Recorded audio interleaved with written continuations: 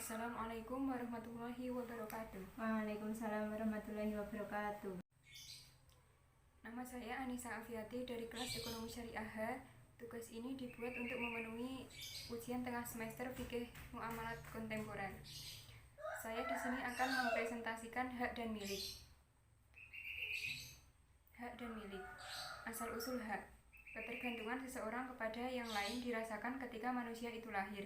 Seseorang hanya ahli dalam bidang tertentu saja, seperti seorang petani mampu menanam ketela pohon dan padi dengan baik, tetapi tidak mampu membuat cangkul. Jadi petani mempunyai ketergantungan kepada seorang ahli pandai besi yang membuat cangkul. Juga sebaliknya, orang yang ahli dalam pandai besi tidak sempat menanam padi, padahal makanan pokoknya adalah beras. Jadi, seorang yang ahli dalam pandai besi memiliki ketergantungan pada petani. Setiap manusia mempunyai kebutuhan, sehingga sering terjadi pertentangan kehendak. Untuk menjaga keperluan masing-masing, perlu ada aturan-aturan yang mengatur kebutuhan manusia agar manusia itu tidak melanggar dan memperkosa hak-hak orang lain. Maka timbullah hak dan kewajiban di antara sesama manusia. Pengertian hak milik. Menurut pengertian umum, hak ialah suatu ketentuan yang digunakan oleh syara untuk menetapkan suatu kekuasaan atau suatu beban hukum. Pengertian hak sama dengan arti hukum dalam istilah ahli usul, yaitu sekumpulan kaidah dan nas yang mengatur atas dasar harus ditaati untuk mengatur hubungan manusia dengan manusia, baik mengenai orang maupun mengenai harta. Ada juga hak didefinisikan sebagai berikut: kekuasaan mengenai sesuatu atau sesuatu yang wajib dari seseorang kepada yang lainnya.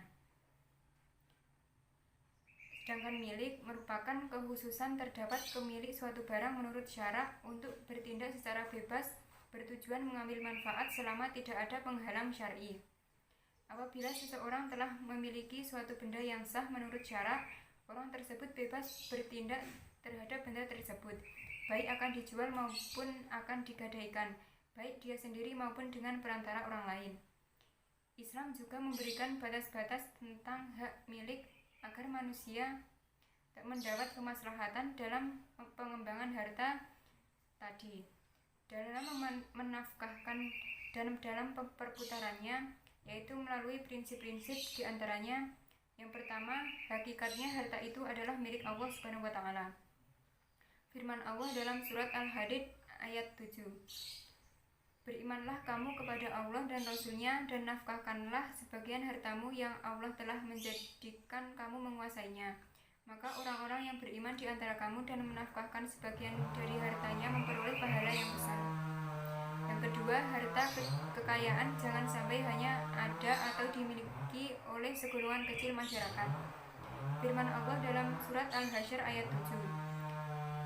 Apa saja harta rampasan yang diberikan Allah kepada Rasul-Nya dari harta benda yang berasal dari penduduk kota-kota, maka adalah untuk Allah, untuk Rasul, kaum kerabat, anak-anak yatim, orang-orang miskin, dan orang-orang yang dalam perjalanan, supaya harta itu jangan beredar di antara orang-orang kaya saja di antara kamu. Apa yang diberikan Rasul kepadamu, maka terimalah, dan apa yang dilarangnya bagimu, maka tinggalkanlah. Dan bertakwalah kepada Allah, sesungguhnya Allah amat keras hukumannya. Yang ketiga, ada barang-barang yang karena dilarurinya adalah untuk kepentingan masyarakat seluruhnya. Mazhab Maliki dan Hanafi mengemukakan teori tasarruf yang di dalam penerapannya terhadap hak milik sebagai berikut. Yang pertama, tidak boleh menggunakan hak kecuali untuk mencapai maksud yang dituju dengan mengadakan hak tersebut. Yang kedua, menggunakan hak dianggap tidak menurut agama jika mengakibatkan timbulnya bahaya yang tidak lazim. Yang ketiga, tidak boleh menggunakan hak kecuali untuk mendapat manfaat, bukan untuk merugikan orang lain. Selanjutnya, tidak boleh menggunakan hak melebihi aturan syariah. Selanjutnya, tidak boleh menggunakan hak yang lebih condong ke madarat daripada manfaatnya. Hak tersebut ada kalanya merupakan sultah dan taklif. Sultah dibagi menjadi dua. Yang pertama, sultah ala al-nafsi ialah hak seseorang terhadap jiwa, seperti hak pemeliharaan anak. Yang kedua, sultah ala syai'in mu'ayyinin ialah hak manusia untuk memiliki sesuatu, seperti seseorang berhak memiliki sebuah mobil. Yang kedua, taklif adalah orang yang bertanggung jawab. Taklif ada kalanya tanggungan pribadi atau ahdah syakhsiyah, seperti seseorang buruh menjalankan tugasnya, ada kalanya tanggungan harta atau ahdah maliyah, seperti membayar utang. Yang C, pembagian hak. Dalam pengertian umum, hak dapat dibagi menjadi dua bagian. Yang pertama, hak mal yang merupakan sesuatu yang berpautan dengan harta, seperti kepemilikan benda-benda atau utang-utang. Yang kedua, hak ghairul mal, yaitu sesuatu yang berpautan selain harta. Hak ghairul mal ada dua bagian. Yang pertama, hak syakhsi, yaitu suatu tuntutan yang ditetapkan syarak dari seseorang terhadap orang lain. Sedangkan hak aini adalah hak orang dewasa dengan bendanya tanpa dibutuhkan orang kedua. Hak aini ada dua macam. Yang pertama ada hak aini asli, ialah adanya wujud benda tertentu dan adanya sahub al-haq, seperti hak malikiyah dan hak irtifak.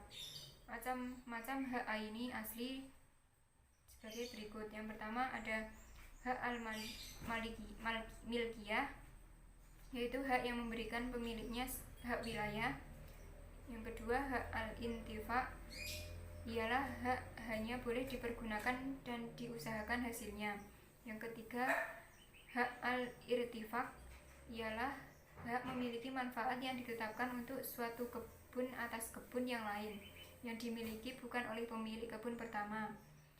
Selanjutnya ada hak istihan, yaitu hak yang diperoleh dari harta yang digadaikan. Selanjutnya ada hak ihtibas, ialah hak menahan suatu benda.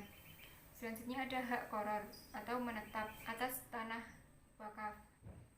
Selanjutnya ada hak al-jiwar, yaitu hak-hak yang timbul disebabkan oleh berdempetnya batas-batas tempat tinggal.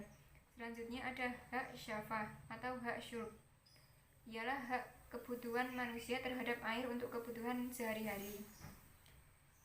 Ditinjau dari hak syurb, air dibagi menjadi 3 macam. Yang pertama ada air umum. Yang kedua, air di tempat yang ada pemiliknya.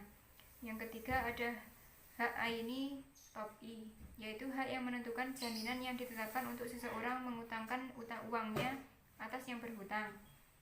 Selanjutnya sebab-sebab kepemilikan.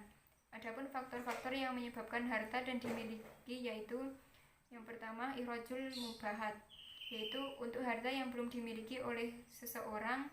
Untuk memiliki benda-benda tersebut diperlukan 2 syarat, yaitu benda mubahat yang belum diikhrajkan atau dikelola oleh orang lain. Yang kedua, adanya niat atau maksud untuk memiliki. Yang kedua, halafiyah, yaitu bertempatnya seseorang atau sesuatu yang baru bertempat di tempat yang lama, yang telah hilang berbagai macam haknya. Halafiyah ada 2 macam, yaitu halafiyah syaksi. Yang kedua, halafiyah syain. Yang ketiga ada tawalud min mamluk. Yang keempat, karena penguasaan terhadap milik negara atas pribadi yang sudah lebih dari 3 tahun.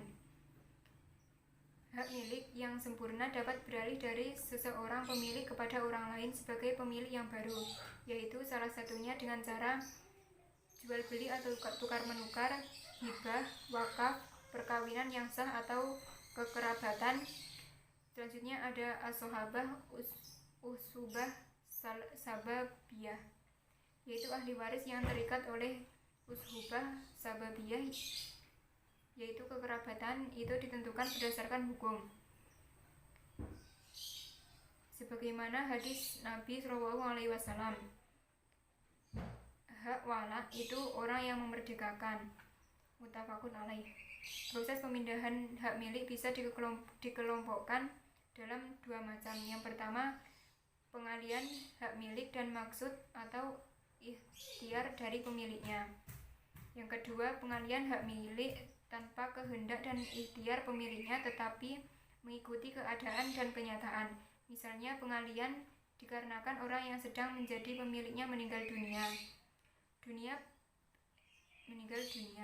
Pengalihan hak milik yang demikian namanya pengalihan hak ijbariyah yang tidak memerlukan adanya kerelaan pihak yang menerima sekalipun. Menurut fikih Islam, para ahli waris dalam menerima pengalihan hak atas harta waris tidak diperlukan kerelaan. Sekian yang dapat saya sampaikan, kurang lebihnya mohon maaf. Wassalamualaikum warahmatullahi wabarakatuh. Waalaikumsalam warahmatullahi wabarakatuh.